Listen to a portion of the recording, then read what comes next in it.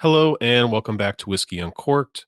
My name is Brian, and today we're going to be continuing our conversation about both Dalmore, the distillery, and more specifically in this video, biases in whiskey, biases in choices. And this is actually the second time I've recorded this video. And the first time was it was well over it was hour and 20 minutes long, a little too long for my taste. Definitely wanted to keep it a little bit more concise than that. I don't think it needs to be that long, but there are a lot of rabbit holes here. There's a lot to talk about, a lot of examples and anecdotes and things like that that we can get into in this particular video that aren't necessarily required to get the point across. So I had a glass of whiskey the first time, and I drank it all before it was done. So I got a beer this time. Keep the palate uh, feeling good. This particular beer, if you're curious, it's a local beer to San Diego. Although it is distributed outside of the area, I'm not sure how far their distribution is, but it's from Pizza Port Brewing. This is their Mongo Double India Pale Ale. It's pretty good. I generally like beers from Pizza Port. They make some good ones. Um, this one's solid. This one's pretty good. Um, Good West Coast style double IPA. So should be good to go there. But what are we talking about today? We're talking about biases. And the question is, how deep are we going to go? How many are we going to talk about? How many things are relevant to the conversation? And the reality is that there's a lot of different kinds of bias, right? When you're talking about more of an academically, like we as people think about bias and we think generally like, oh, he's just naturally going to favor one side or the other, right? I am biased for my local sports team, like my favorite sports team. I'm biased in whiskey's case towards certain distilleries. Like I'm just more likely to support or talk positively about or make choices in defense of like that's how we think about bias. And that is generally speaking accurate. And it's enough for us to function out in the world. But the reality is there's a lot of nuance behind bias. There's a lot of root causes for bias. It manifests differently at different times. We're drawing on different things. And more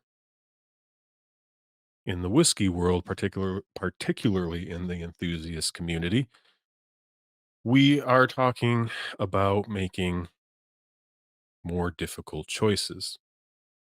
Whiskey's getting more expensive. There's more options than ever before. There's more quote unquote hype, which we'll talk about later. Certain bottles can be snapped up quickly. Some distilleries are nearly impossible to buy anything from. Um, so what this is kind of adding up to is that we have a greater need to make intelligent choices. This is all of this is obviously amongst the backdrop of rising prices in general, shrinking middle class, all that stuff, right? There's pressures from the outside world that are affecting whiskey, Scotch whiskey, bourbon whiskey. It doesn't matter where you're from or what style it is, you're not immune. And particularly being that it's a luxury, right? Whiskey is always going to be a luxury. It's never going to be a need. We may feel that way, that our life just wouldn't be complete without it if we have to, right? It's going to be one of the first things to go if the pressure ramps up too high. And particularly on the financial side of things. And being that there's a lot of evolution happening, right? Transparency and new distilleries pushing certain boundaries, challenging the old guard, traditions, that sort of thing. And more communities are popping up both locally, online. Whiskey, we're all probably part of some sort of online community, whether it's a local group or we participate in an online channel, like a YouTube channels community, Discord, Reddit, whatever, where we're bouncing ideas off of each other, we're giving opinions. Echo chambers are being formed inadvertently, or what maybe on purpose, but generally speaking, um, voices are getting louder. There's more of them.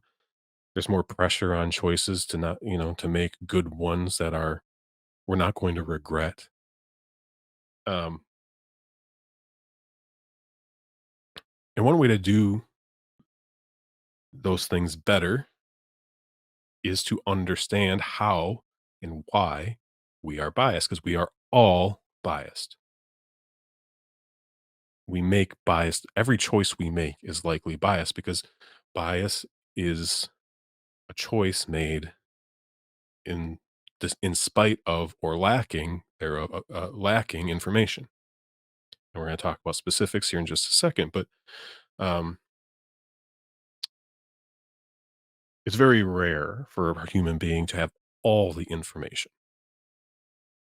And even if we have a lot or all of the information, we often choose to ignore things consciously, subconsciously. Doesn't matter. The end effect is that we have taken some information that is valid and said, this doesn't make me feel good. It's complicating things. It's making my choice harder, something. So I'm gonna push it over here. And I'm gonna fall back on my biases. I'm gonna fall back on the things that I have learned over time, my experience, opinions of people that I respect and trust, which isn't always a bad thing, but obviously can lead you to inadvertently make some poor decisions or decisions that end up regretting because you made that decision on incomplete information. And if you're aware that you're doing that and you're aware that you're biased, it can at least give you the chance to reconsider and possibly avoid a mistake. Now, being biased in something like whiskey, which where almost everything is subjective, right? There's a limited number of facts when it comes to most whiskey, right? We know what it's made of. We know what the regulation. We trust the regulations and the manufacturer to follow those regulations. There's some information on the bottle that is regulated, alcoholic strength, where it was distilled, how it's categorized, which then can tell us what it's made out of,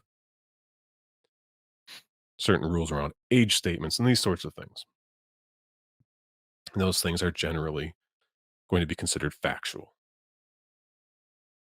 However, almost none of those things directly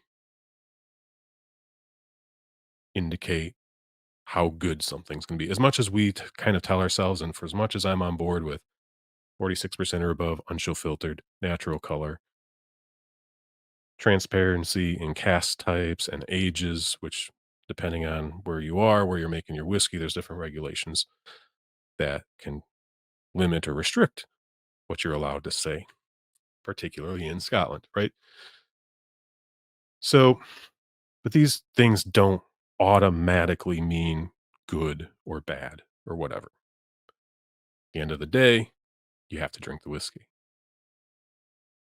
And if you're drinking, and even then, if you know what it's called, you know where it came from, you know its name, you know all these facts, right? Those facts can bias your opinion and your decision on how good something is. So, anyways, that's why we're doing this essentially. If you watch part one of this series, you're going to get more context to that. You're going to learn why Dalmore is involved in any of this, because this all started with me just trying to learn a little bit more about Dalmore, being that it is a distillery where I was almost certainly completely reliant on other people's information and opinions to develop my own.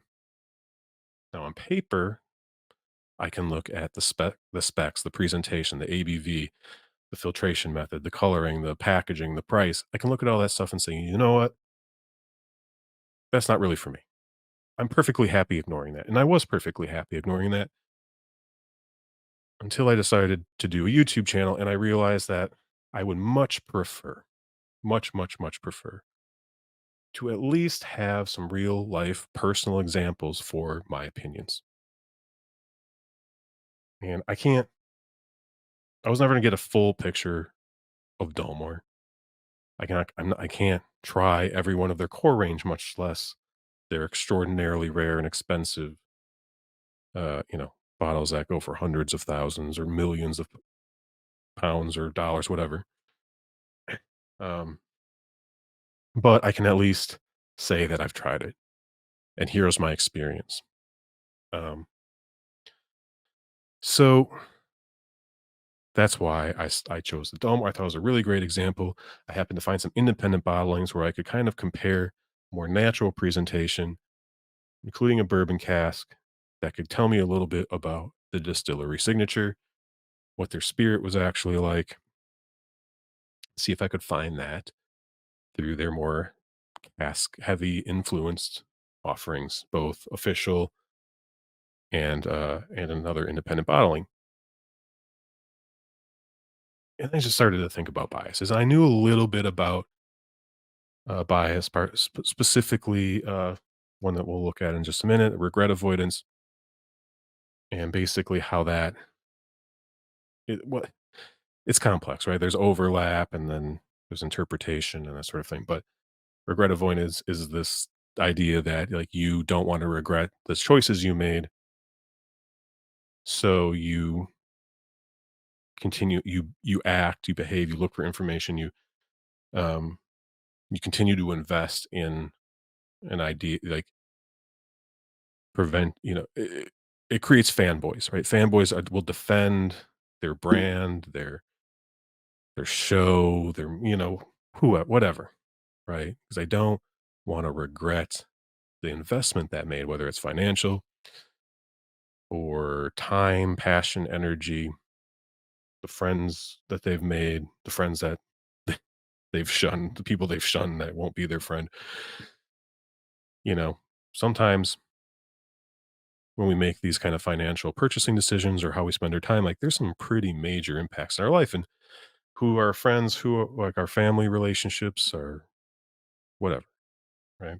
It's more we attach our identities to beliefs, we attach our identities to products, um, and when we announce those things out loud on the internet or in front of people, and we repeat it, try to convince them to know, Xbox and better than PlayStation or vice versa, or Android's better than Apple for all these reasons, and people like literally make it their personality, part of how people think about them as like the brands that they support. And a lot of that's just trying to soothe their own insecurities about possibly have made making the wrong choice. Um, which is kind of silly because there are no real wrong choices in a lot of these situations. It's just we had to make a choice. We had to pick one. We invested money, we invested time, or whatever, and it's hard to undo it. And if someone else comes along and says that actually this is better, we might get a little defensive. So, anyway, I wanted to explore these a little bit more because we do talk about bias a lot, but we just kind of talk about it at a very high level. We attach names and sayings, and this isn't just whiskey, right? We talk about FOMO and hype. There's adages like you get what you pay for, and let's look for a silver lining, right? These are all kind of obfuscators for actual biases, or they can be, at least.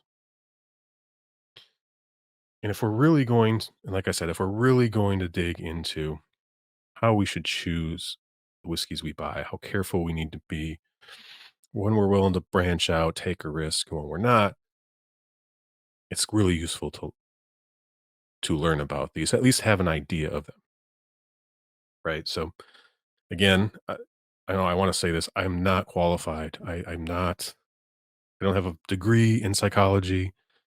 In no way am I licensed or an expert in these. These are cursory kind of investigations, research that I've done just to get an idea, to understand that they exist, basically what they are, and try to think about how those kind of affect choices here in whiskey and in other aspects of my life as well.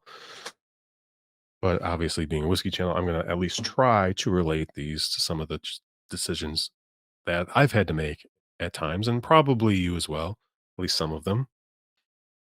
But in order to help me do that somewhat concisely and try to avoid over an hour, it might still happen. It already has happened once, but I'm going to bring up some slides to try to keep me on track. Here we go. Let's see. There we go. So, bias in whiskey. Why do we believe what we believe? And how does that affect what we buy or don't? All right. So, I'm going to go through a few definitions. Most of these are from sources. I think some of the sources are listed on the slide. I'll put more in the description. Some of them are mixed, and I didn't want to clutter up the slide too much, but they're in the description. They're really high level stuff, right? There's none of these are scientific papers or dissertations or things like that. These are general ideas, concepts. A lot of which when you do a Google search, I think you'll probably find that a lot of them come from either the financial investment realm in terms of why people make investments, why they don't sell things. Like basically, the less biased you are in financial investment, the more successful you're probably going to be. So it's important to understand biases and why you may make decisions, or why your clients might make certain decisions. And if you are acting in their best interest, you may need to convince them to not fall back on their biases. The other one is marketing. Uh, and a lot of that conversation is about how to overcome your customers' biases and how to get them to give your product a chance, your product or service, or even if they have a negative bias towards you already for some reason, how do you confront that? So a lot of the conversation was in, or a lot of the the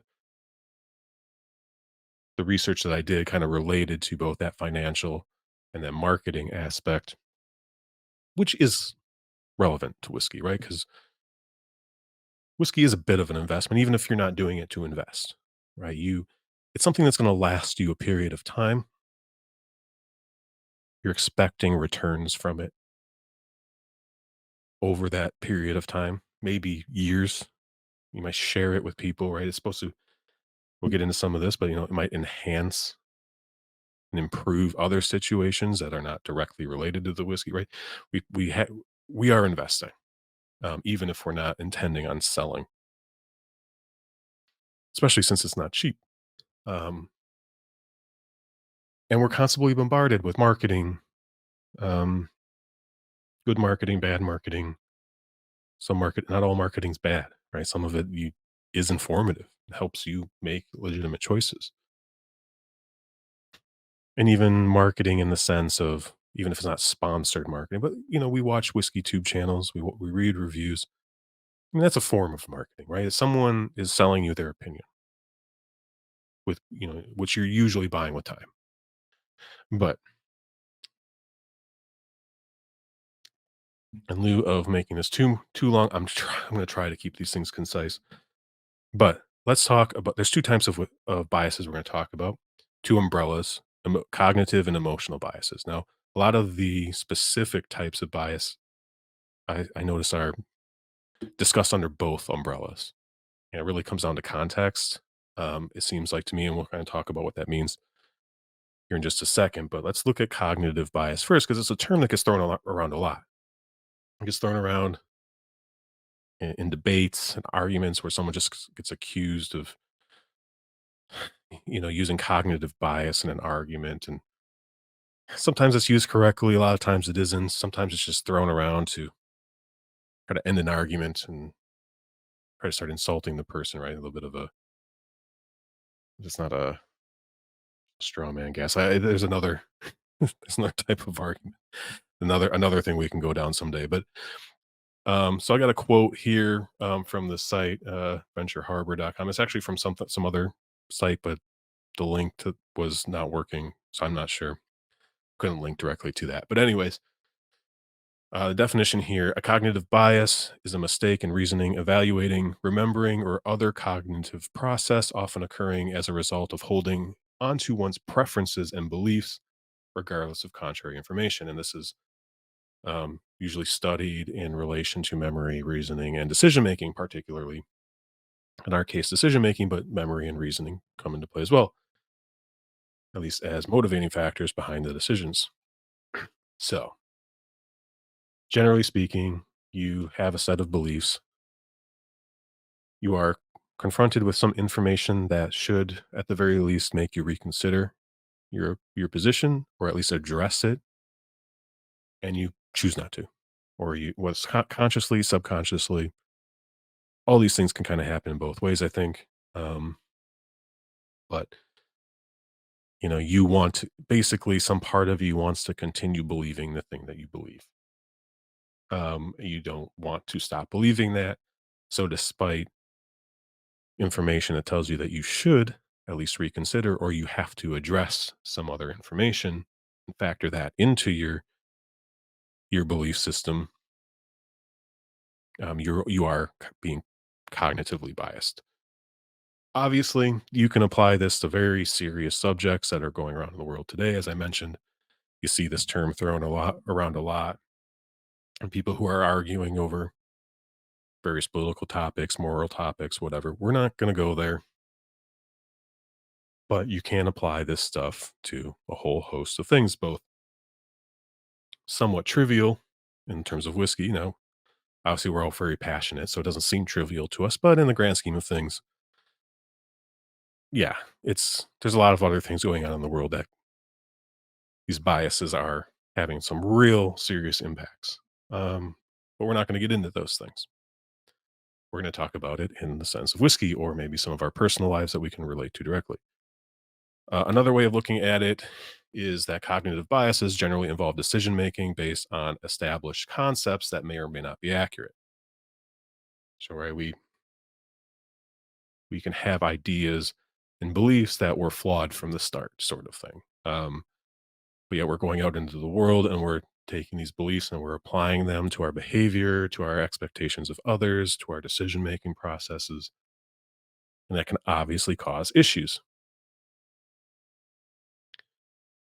Another even more simple way is to say, like, a personal rule of thumb, right? If you just go out into the world with a certain set of rules that you're going to follow, and you're just going to be somewhat rigid in those because those are part of your personal belief system, those might not always be right. There's context, right? If you just kind of blindly follow rules of thumb or modus operandi, or any of these sort of terms that we use, that just, this is the way that I function and it's the way that I address the world, and I'm not going to be flexible because I'm going to stick to my guns, right? Sometimes that's useful, simplifies things, makes us feel a bit more confident, but probably eventually sticking to our guns is going to backfire because we didn't consider some additional information that was available, and we just stuck to, well, how we normally respond to certain situations. I'm sure a bunch of whiskey related stuff is already running through your mind, but I want to save those for the more specific types of biases so we don't drag this out too long. An example, though, a real life example. I do have a whiskey example in here, but a really great example. I'm sure a lot of you have heard about this. It happens in movies. I think there's even YouTube channels, like prank channels and stuff like that, will that will use this to their advantage, and they will, basically the idea is that if you act like you belong, you act with confidence, you can get into anywhere, right? If you need a ticket and you can show up in a janitor uniform with a ladder, and you start walking towards the door, the security guard just going to open the door and let you in, right? Obviously, that's not always going to work, but oftentimes, fake it till you make it, all that stuff, right? You're giving off an air of belonging, even if you don't belong there. And most people, a lot of people, are going to make an assumption based on how you're dressed, how you're behaving, how you look. And for the most part, they'll probably ignore you. They'll open the door for you. They'll let you in.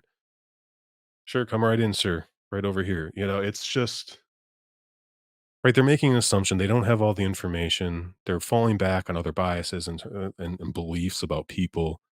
It's like, oh, well, no one's going to try to sneak in here dressed like that. And they're not, who's carrying a ladder around. But the idea is relatively sound. I mean, I'm sure like it happens in movies. It's always a little bit exaggerated, but there's some truth to that, right? More confident you are and the more you look the part, most people are not going to challenge you. They want to avoid conflict. They don't want to be embarrassed if they're wrong, even if they have some questions. They're a little suspicious. Like most of the time, it's like, you know what? I'm gonna let it go. It's not my problem. It's not that big of a deal. Obviously, there may be situations where it is, right? I mean, just think you see someone dressed as a police officer putting someone in handcuffs and throwing them in the back of an unmarked car in the middle of the day. You're just gonna assume, oh, that guy, tisk tisk tisk, that guy's in trouble.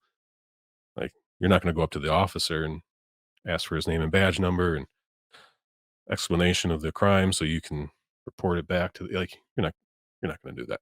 You're you're just gonna be like, "Okay, I'm gonna watch from a distance and,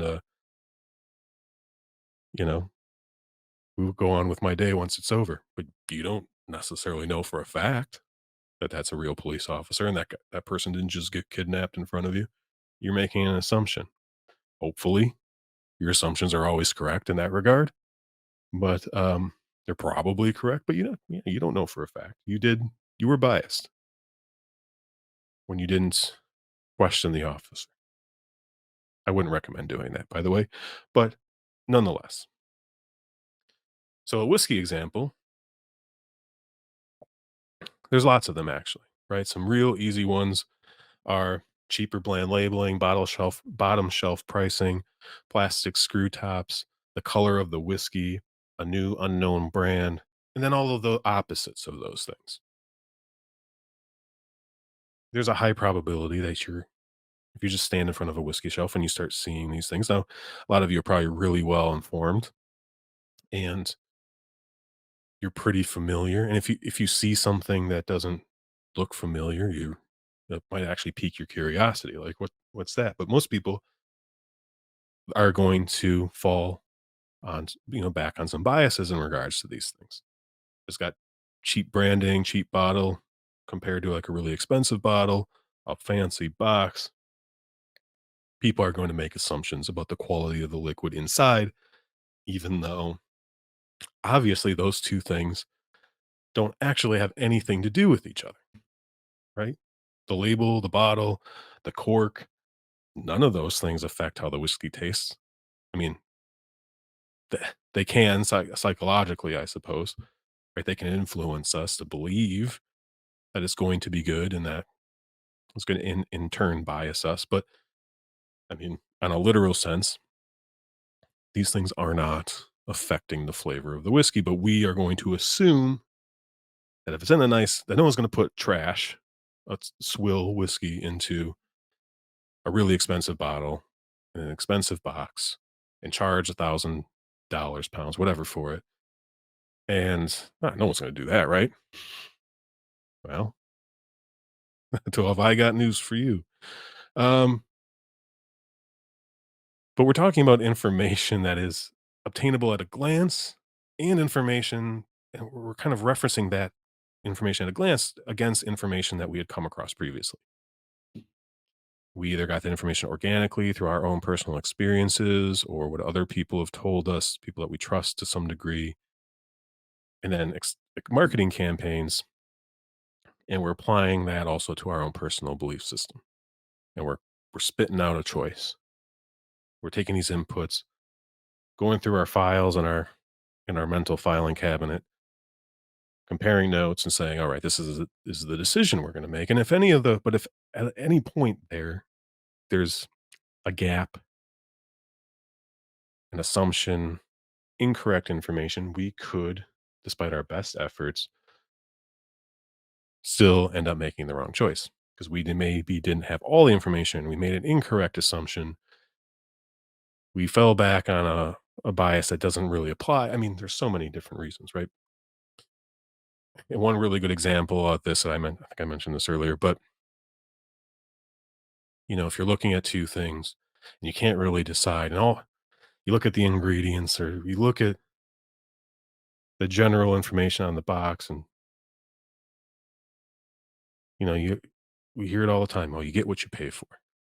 So, and if it's something that you can't really afford to have something that, buy something that doesn't work,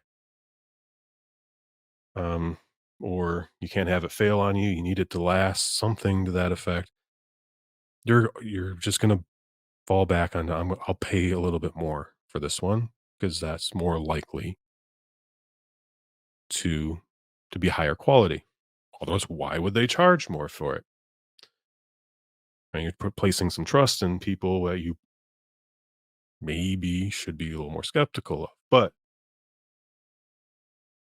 when you lack information and you have to make a choice, you're going to fall back on these things. So, but and we know in whiskey, you don't always get what you pay for sure. That is definitely not something that you should be using to make decisions, especially expensive ones. But the other side of the cognitive bias coin is the emotional bias. Now, these things aren't mutually exclusive as far as I can tell. They tend to be somewhat contextual into how we are making decisions, right? Emotional biases typically occur spontaneously based on the personal feelings of an individual at the time a decision is made. So, this is meaning cognitive biases are these kind of belief systems that we've built up over time. We're applying them to how we're interacting with the world. And like, it's a little bit more calculated, even though if we're basing those calculations on incorrect inputs, the output's going to be incorrect as well. Emotional biases can actually be in this, in defiance of our cognitive biases, right? Where we have to make a decision right now, we're under pressure. Um, we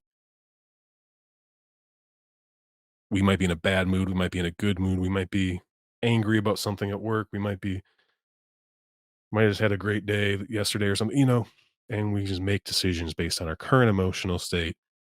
Um, that might not actually be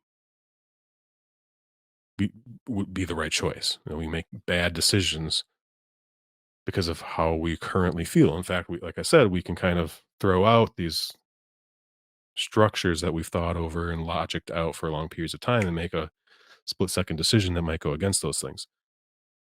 Um, but the reactions and how you feel in the moment those are based on personal experiences as well. But it's just more like you're flipping through that Rolodex real lot faster. You're you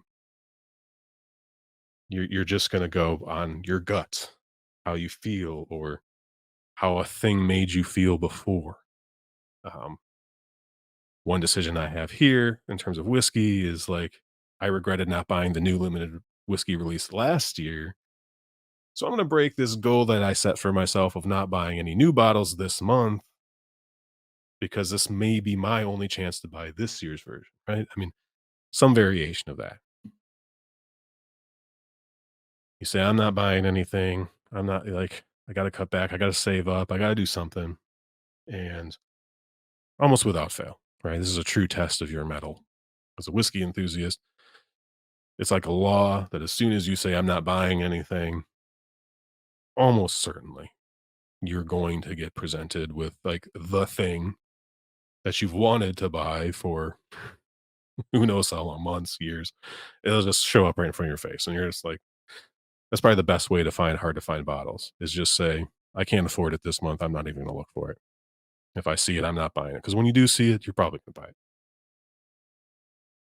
provided, it's not serious financial issues. But anyway, think this is an emotional bias, right? You see it, you recall how you felt last time.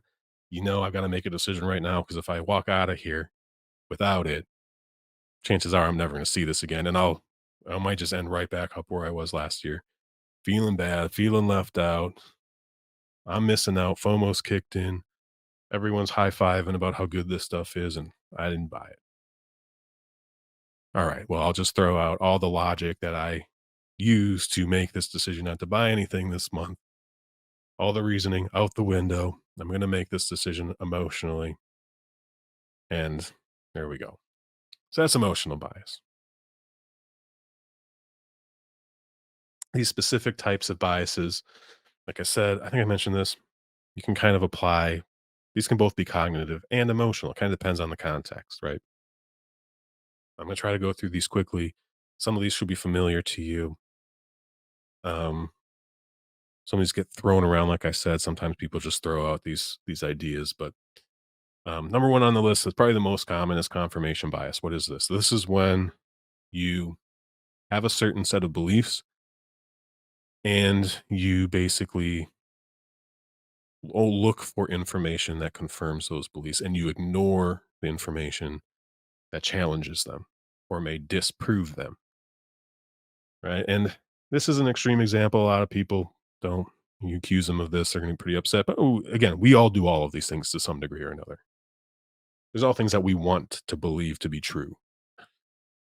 And provided that there's no great risk to our personal well-being to continue to believe that, we'll keep on doing it. Sports teams. You believe your sports team is going to win the championship this year. I know we have teams here in the U.S. Their fan bases every year. We're going to do it. This is the year. We're finally going to do it, and they never do. And it's like, and they probably will eventually, given enough time. Yeah, it'll happen. The Cubs finally won one a few years back, but um, there's all this information that says like, now your team's not going to be very good. History says like you're gonna have a rough time this year. And oh, nope, I believe. But we got a new draft pick and we got this and we signed a new player and you find all this information as to why your belief in their championship possibilities is justified, even though everyone else is looking at you like you're crazy. So it can be something like that. It can be something more serious, in terms of like obviously politics and a lot of the things that are happening in the world. There's a lot of confirmation bias happening. But um obviously you can apply that to certain things on whiskey, about brands, bottles, styles, whatever. Number 2, these are 2 different things, but they kind of address similar things when it comes to whiskey. Loss aversion is the best way you can sum this up is that people would rather not lose $10 than find $10 on the street. The loss is more intense than the joy, the intensity of the joy of gaining. Losing is worse than gaining. Now, there's obviously situations where this doesn't apply, extreme situations, but generally speaking, it's probably true. Endowment effect, again, kind of plays on this. And that is that once you own something, you give it more value than you were giving it before you owned it, before it was in your possession. And whiskey, that can really crop up in 2 ways. Number 1, you can be looking at from a strict financial investment, right? I've just bought this bottle of whiskey. I believe it will be worth more in the future. So therefore, it has more value to me now because of its potential future value. But I'm going to treat this bottle much differently right now that I have it. And if I were to resell it or to in countries where that's legal, um, right? You've now your belief that it's going to be worth more in the future really kind of makes you feel like it's worth more now. The other one that I thought of that is not so financial, and that's when people save bottles for a special occasion. It's my special occasion whiskey. I'm not opening it until the right time, et cetera, et cetera. And I have bottles like this. I have bottles that I've opened. I have I have some I've got some nice stuff waiting to be opened someday. And but what are we doing? Why are we doing that? It's like, well, we believe that this bottle is more than the value of this bottle is more than the whiskey in the glass. That this whiskey in and of itself, its quality is going to be high enough to actually improve an experience in the future that may or may not have anything to do with whiskey. That's actually going to make something that's already good even better. And therefore, I have to be very careful because I don't want to waste it. I need to maximize that joy, that improvement that this specific thing is going to bring me. Right? We're assigning more value to it. It's an emotional value in that case, really, right? We actually believe that this bottle of whiskey will improve our life experience and beyond just our own enjoyment of drinking whiskey and expanding our knowledge of whiskey and that sort of thing. It's going to actually affect our life beyond the moments that we're just sitting in our whiskey caves, sipping on whiskey. All right. So that's the endowment effect, right? We assign things more value once we own them, and we also really don't want to lose the things that we own. We'd rather not lose the things we already have than gain new stuff. Um, so regret avoidance and sunk cost fallacy. Again, these are two things that are kind of related. They are different things. Sunk cost fallacy, right? Number one example that makes sense to me is car. You buy an automobile, drive it around, and eventually it's going to start having issues. Something breaks, take it in the shop, pay some money. A couple weeks later, something else breaks. A couple weeks later, something else breaks. Pretty soon you spent quite a bit of money into fixing this car. And you're sitting there thinking, man, I should have just got rid of this thing after the first one. I knew it. Should have quit then. Should have just fixed what was wrong with it, sold it. Not my problem anymore. But instead, I spent the last year or two pouring money into this thing, and it's still a piece of junk. Well, do you sell the car then? Probably not, in many cases. The sunk cost fallacy says that you probably won't because you're thinking, I put so much money into this car that I cannot just get rid of it now. I haven't gotten my money's worth yet. So even though it keeps breaking down, at some point, hopefully it stops breaking down and I can at least recoup some value. Same thing with gambling and chasing losses, right? All I need to do is get lucky once. You know, if I don't get it all back, I can feel better about myself. You just keep putting money down and you win a little bit and it reinforces that I did the right thing. I should do it some more. Maybe I'm hot now. Guess what? It doesn't work that way. Regret avoidance, again, like it's similar, right? It's this idea that you don't want to regret your choices. And this is some confirmation bias comes into play here, but you're actively going to continue investing time and money and emotional energy into defending your choice, either to other people or yourself. You're going to continue to make choices that reinforce the initial choice. You're going to look for people who are going to tell you that the initial choice was correct. And you get these groups of people that all believe that, one product is superior to the other. I talked about that. It's, and a lot of times it's silly. Right? Most times it's silly. You have two highly successful brands, three highly successful brands competing. There's some differences between the two or the three.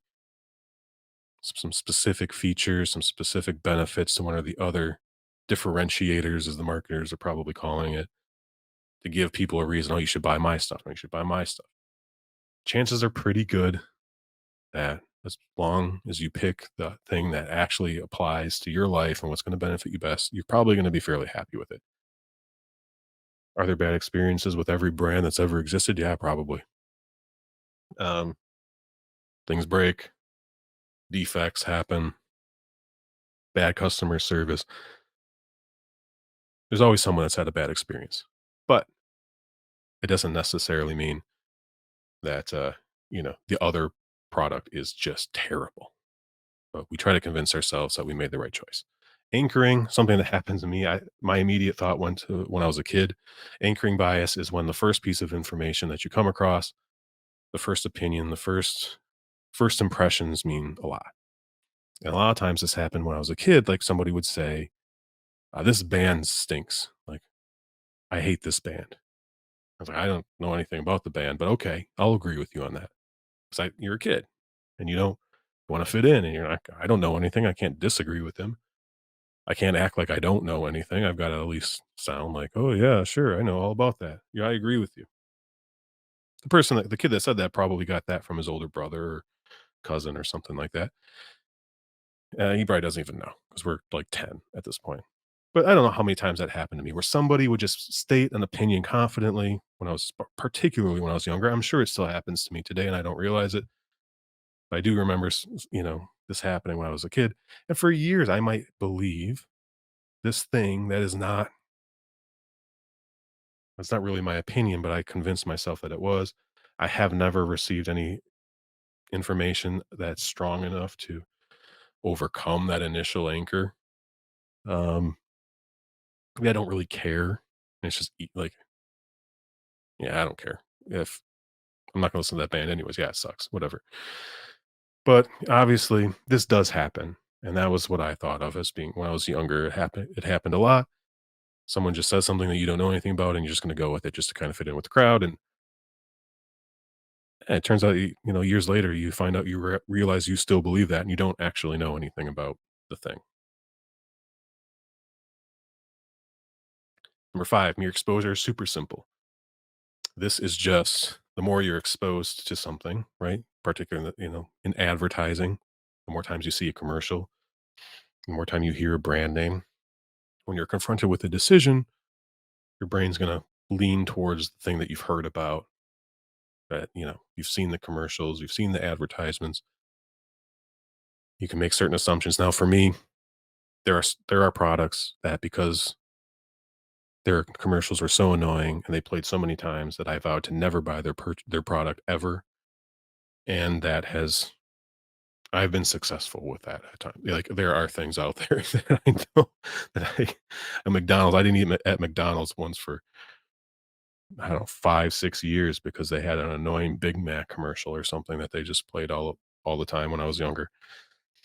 Um, but yeah, that's simple. The more you're exposed to something, and this can happen and whiskey too. If you log on, I'm gonna watch some whiskey videos today, and there's like 5 reviews of Lechic 10, which is a great whiskey, by the way, but like you're just gonna like that's just gonna pound it into your head, and you're gonna go to the store to grab, your a bottle of whiskey, and you're gonna see that Lechic 10, and you're like, man, I saw like 5 reviews, and they were all good, and you just completely ignore everything else. You're just gonna buy that. Maybe there was something better. There was something even better than that, but you probably won't be disappointed with Lechic 10 regardless. Halo effect. This is one's interesting. It's when you take one positive quality in something or someone, and you make assumptions about other qualities. And those are also positive or negative, right? All of these things can go either way. Positive impressions, negative impressions. But like if you see someone that is attractive, even if it's not in a romantic way, you just see someone that person's obviously good looking, they're well dressed, they got a nice wash, they got nice shoes, they look like they're put together. You're going to subconsciously make a lot of assumptions about other parts of their personality. It's possible you could look at that and say, "Oh, that person's probably a jerk." It's still bias, right? It can You can even maybe crisscross the things. But a lot of times, if you see someone that's attractive, they're smart. They're probably also smart. They're funny. They know what they're doing. They got their life together. They're financially responsible. Blah blah blah blah blah. And then turns out that those things probably don't have anything to do with each other. Again, you can think about that the other way around. Like, oh, that person looks like a mess. Turns out they're a millionaire. They got more money than God, and they just don't care. They're not trying to impress anybody. But it happens a lot here in California. Never make an assumption. But yeah, it's a halo effect. You take one quality, positive or negative, and you just make assumptions about other qualities. With whiskey, obviously, you can do that across core lineups. You can maybe you have one good bottle from a distillery, and it takes you five bad ones before you realize that hey, maybe I don't love this distillery as much as I thought I did. Something to that effect, right? Or hey, that whiskey came in a really good bottle. It's expensive. It must be good. Like, it just must be, because one good thing about it implies that the other qualities are also positive. Empathy gap effect. This is just saying that you miscalculate how you're going to feel about something in the future. You assume that something is going to make you happy or something's going to make you sad. So you make a decision and it doesn't work out that way. We're talking about buyer's remorse, essentially. Pretty straightforward. You expect to feel one way, so you make a decision, doesn't work out the way you thought it would. Framing effect. This is just taking bad information and trying to make it look positive, right? You're framing it. You're trying to, if I look at it this way, it's looking for a silver lining. If I just tilt it this way, I think about it like this, it's actually good. This is actually a good thing that's happened to me, even if the thing is just objectively terrible. We all do it. We all try to find our silver linings. And it's not necessarily a bad thing, but it can lead you to ignore the reality of the situation.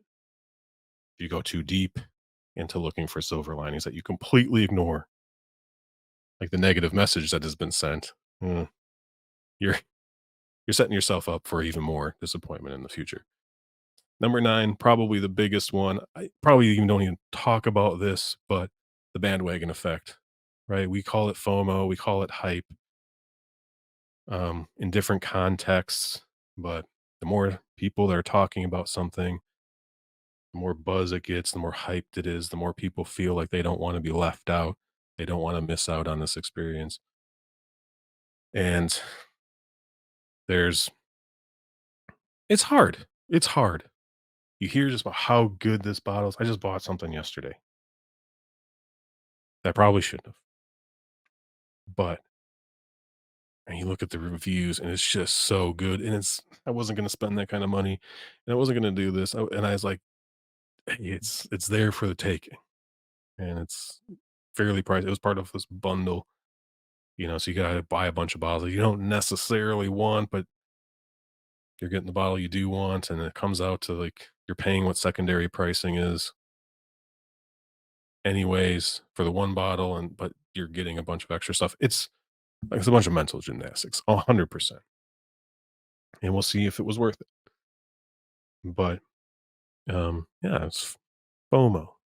My life wouldn't have been worse if I didn't buy it, right? It's probably not going to be significantly better because I did, but I just had that combination. It was emotional choice, right? It was an emotional bias. The way I was feeling in the moment, I just said, screw it. Hype is another one. It gets a word that gets thrown around a lot. Seems like people don't necessarily know what it means. I have some specific examples that I could talk about people being, mad that something didn't live up to the hype. And that might be true, but the question is like, where did the hype come from? Like sometimes people are mad that this whiskey didn't live up to the hype. It's like, okay, well, who was hyping it? Was it the distillery? Was it the marketing team, or was it just people? Was it just buzz? Like you can't like. But these people are like angry at the whiskey. I'm gonna score this bad. This is overpriced swill, and it's like, well, yeah, but you paid secondary pricing for something because people are hyping it up. The distillery didn't do that. Right? I mean, they might have did their regular marketing campaign, but people get mad at the wrong things. It's easy to get mad at an inanimate object. I can't argue back. But bandwagon effect, super obvious. It's the one we're probably confronted with the most. But all these things overlap. They interact with each other. They feed into each other. One's person's biases can domino into hype. It can things can just get out of control, and all of a sudden you've got mass hysteria over over a bottle of whiskey or something. And be careful. Take a step back and then think about like, okay, like how much of this is legit? Hype is a word that is overused unequivocally, never going away. So there's no point getting super mad about it. But something should be hype. Something shouldn't be. Sometimes hype comes from dubious places. But FOMO's the real killer, right? I think all of our many I always want to say all, but many of our collections are larger than they otherwise would be if it wasn't for FOMO, right? And it's my one chance, man. If I don't buy it now, it's now or never. Gotta get it. Happens a lot to me. All right. That's the end of the slides. All right, we're still under an hour. This is pretty good. I'm not gonna ramble on too much, but let's talk about Dalmore real quick. So obviously I can think about Dalmore and the opinions that I've heard and the opinions that I ended up having, knowing that it's biased, right? And like I said, some of that bias is legitimate. Like some of that bias is based on factual information and my personal ethos about how I want to spend my money on whiskey. And there's nothing wrong with that.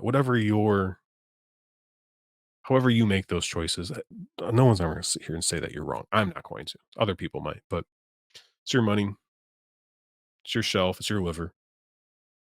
Do what you want to do. I'm never. Sometimes I might be like, I don't understand that, but I'm not going to make an argument over it because you're happy, I'm happy. Um, but yeah, Dalmore's one of those ones that I think a lot of whiskey enthusiasts just are happy to ignore, and I was. And I'm not saying you should go on the same adventure I went on because maybe I can do it for you and confirm some things. I may even have a few surprising things to say. We'll see. But this isn't about the Dalmore anymore, really. We're going to talk about the Dalmore in the next video or two, in part 3 or 4. I think it's going to end up being 4, which I really wanted to keep it at 3 because this one's an hour long and it's already a problem. This whole thing's a problem. Shouldn't have done it, but I don't have anyone watching my channel. So I can't lose I can't really lose subscribers at this point. So now is the time to do it. Now is the time to do ridiculous stuff that's boring, dry. But I hope you had a couple drams of whiskey or a couple nice beers. I still got quite a bit of it left. Did pretty good. But we're gonna start talking more about Dalmore. Soon we're gonna look at some marketing. We're gonna look at the history. We're gonna talk about the bottles of whiskey that I have. And spend a little bit of time. I don't want to talk about bias and hype for the next 2 videos, right? But we're gonna reference a few things. But this is really just kind of setting the tone, not just for actually thinking about Dalmore and the biases that I came into this with and the biases that you may or may not have. Maybe you love Dalmore and you're watching this like, what the hell? Someone doesn't like this? This is the nectar of the gods.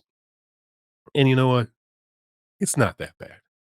It's actually not that bad. At least the official bottling that I have. It's better than I expected, but still a whole lot of other factors to consider when deciding whether you should buy one or not. However, that's not for today. I'm right at an hour. I'm going to keep it short and let you all go.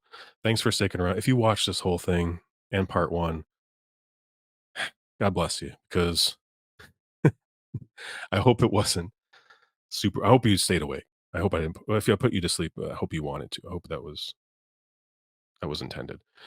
But I like thinking about this stuff, and I think it's a good foundation for a lot of the conversations that we're going to have going forward. And I appreciate you sticking around, even if I know not a lot of people are going to watch this. It was useful for me, and I just wanted to share my findings. And if I ever need to point back to this, it's here. So we'll see you next week. Leave a comment, like, subscribe, the whole thing, please. Dislike, I don't care. Whatever. I think it from what they say, it doesn't matter. Hit some buttons down there. And let me know if you're a psychologist and you know that what I said is absolutely ridiculous. Let me know. Uh, all right, no one's watched. I can delete this. It's fine. But until then, we'll see you next week. Maybe I'll get another actual whiskey review out in between then. I don't know. I wouldn't probably put money on it, but I'm trying. Cheers.